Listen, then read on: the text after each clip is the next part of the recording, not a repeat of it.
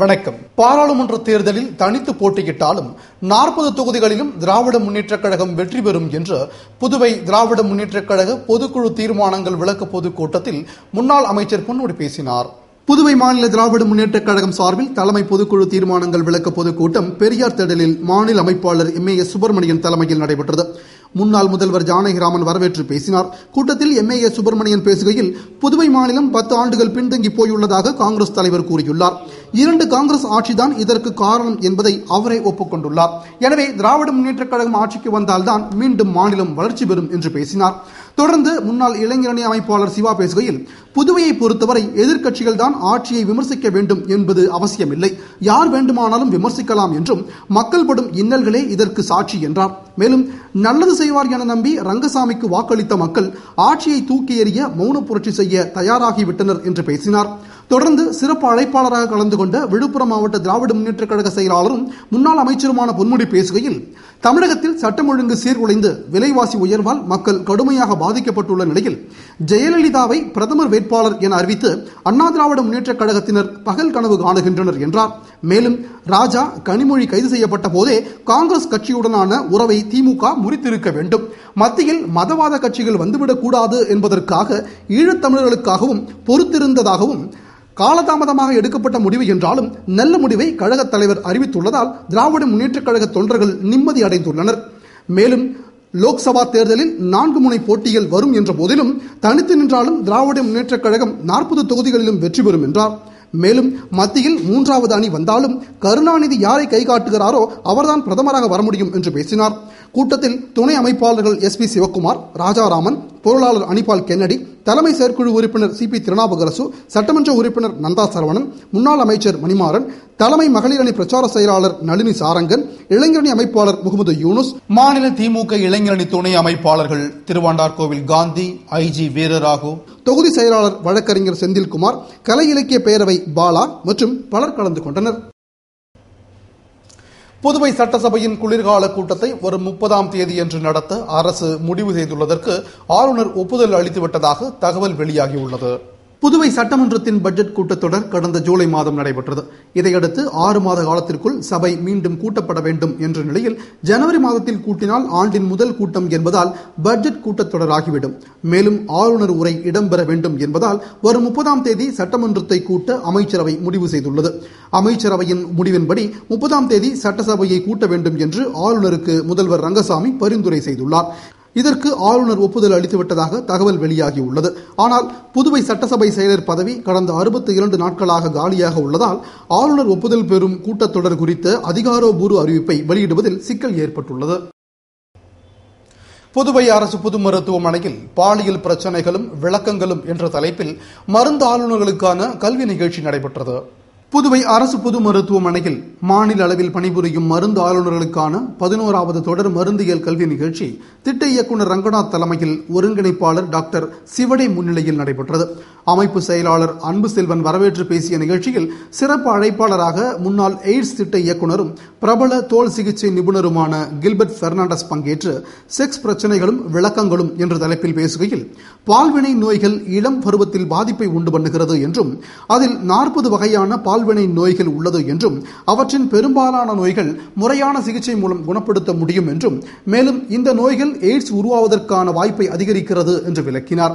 மேலும் எய்ட்ஸ் அறிகுறி சிகிச்சைக்கான மருந்துகளை விநியோகிப்பதில் மருந்து ஆளுநர்களின் பங்கு இன்றியமையாதது என்று பேசினார். நிறைவில் அரவிந்தன் நன்றி கூறினார்.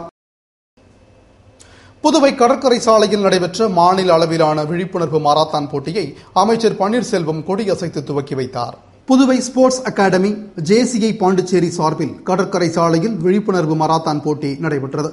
இதில் சிறப்பு விருந்தினராக அமைச்சர் பன்னீர்செல்வம் கலந்து கொண்டு 12 கிலோமீட்டர் பெண்கள் மற்றும் ஆண்களுக்கான போட்டியை கொடியசைத்து துவக்கி வைத்தார்.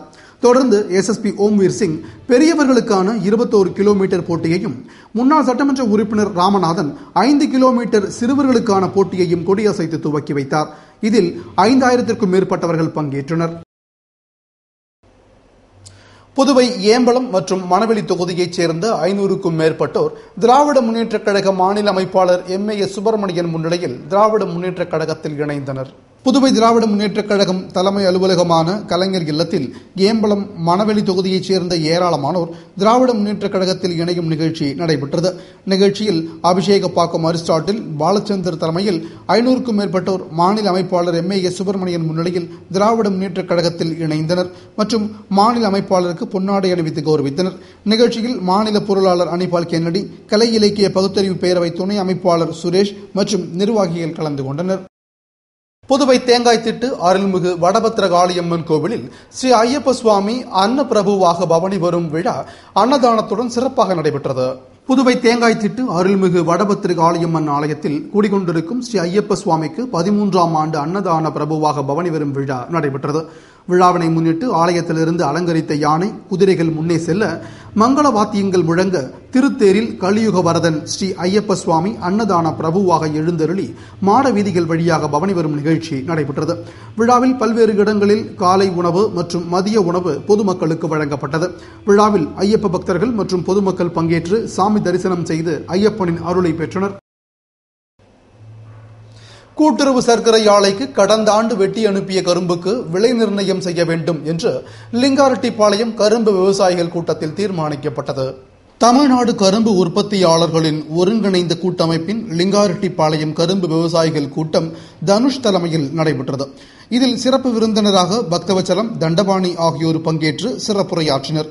நிறைவில் கலிவர்தன் நன்றி கூறிய கூட்டத்தில் தமிழகத்தில் கரும்பு விலையை உயர்த்தி நிர்ணயம் செய்த தமிழக அரசுக்கு நன்றி தெரிவிக்கப்பட்டது.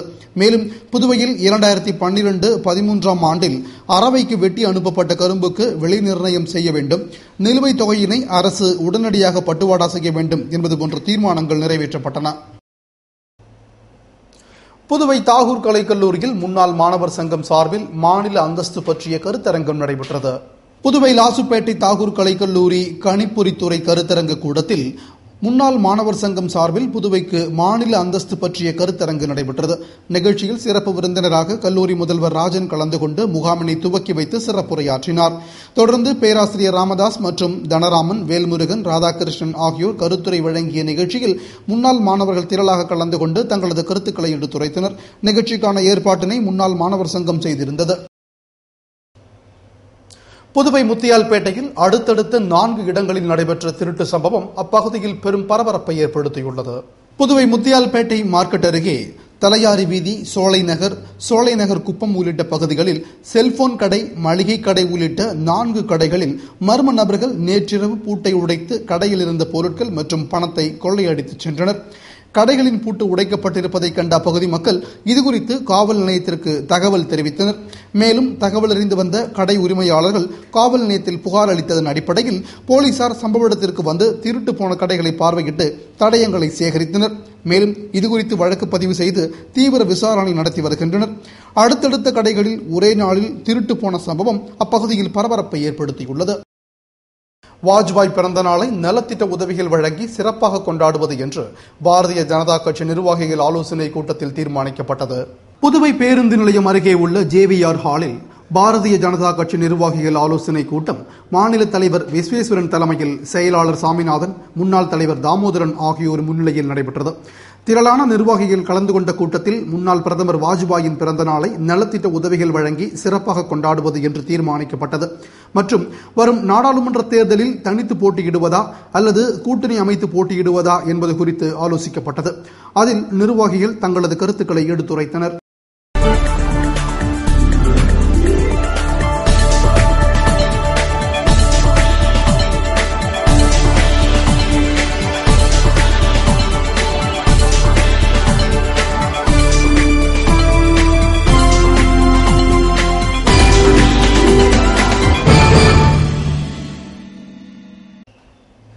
சீனாவில் பள்ளி சிறுவர்களுக்கு விஷம் கலந்த தயிரை கொடுத்த பெண் ஒருவர் போலீசாரால் கைது செய்யப்பட்டுள்ளார்.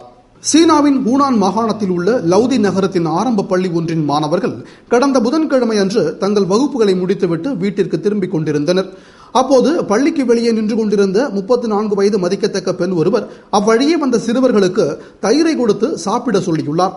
அதனை வாங்கி சாப்பிட்ட 19 சிறுவர்களுக்கு திடீர் உடல்நலக் குறைவு ஏற்பட்டதால் மருத்துவமனையில் அனுமதிக்கப்பட்டனர். பின்னர்தான் அவர்கள் சாப்பிட்டிருந்த தயிரில் விஷம் கலந்திருந்தது கண்டுபிடிக்கப்பட்டது.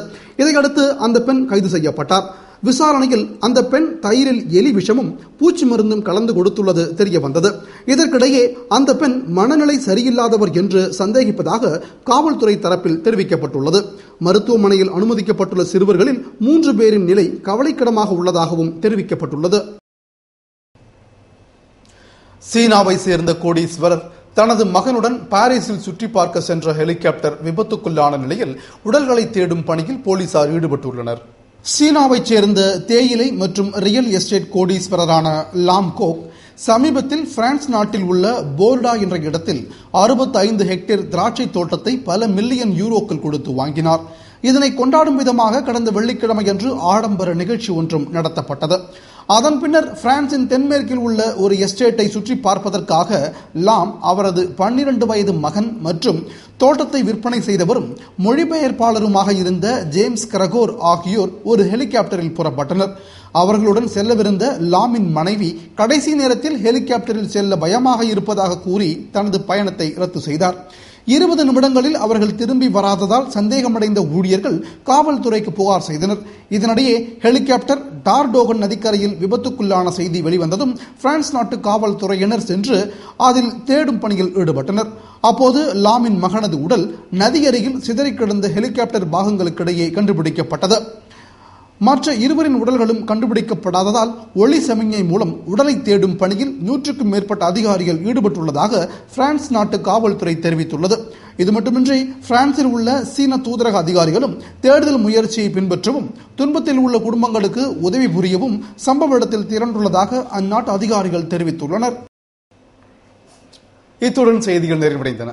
தொடர்ந்து AJK செய்திகளுடன் இணைந்திருக்க AJK News Puduvai.blogspot.in என்ற இணையதள முகவரியில் பாருங்கள். வணக்கம்.